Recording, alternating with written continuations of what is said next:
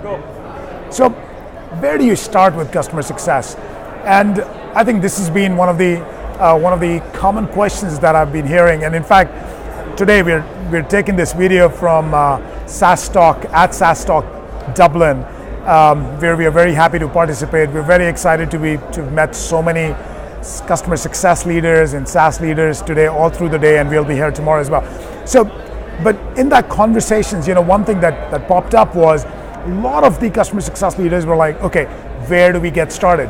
I know all of you want to solve churn, you want to solve renewal problems, you want to solve upsell, you want to do more upsell, grow MRR, improve your LTV, and also onboard better.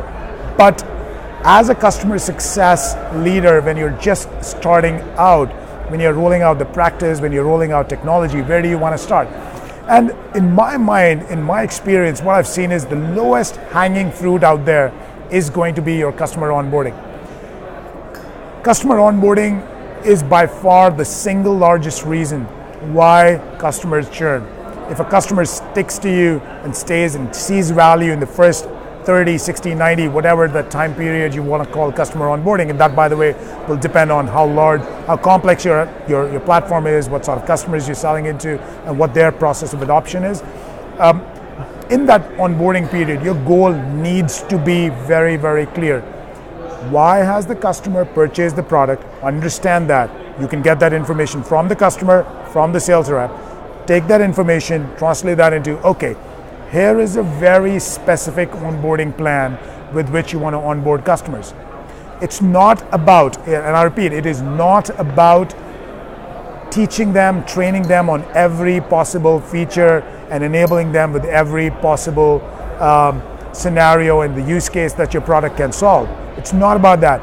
Ask them that your product is likely solving 15 problems. What is the number one problem, number two problem that the customer is actually signed up to solve for? And if that is, once you have that understanding, your customer onboarding process needs to be very, very specific. Straight, cut the chase, make it minimum effort, getting to that core value. We will talk about getting onboarding going for the rest of the features beyond the onboarding time. Onboarding is not the first and the last opportunity where you're educating the customer, where you're teaching the customer on your product, where you're helping them onboard, where you're helping them get value from your product. Onboarding is but crucial to get them to the first success milestone.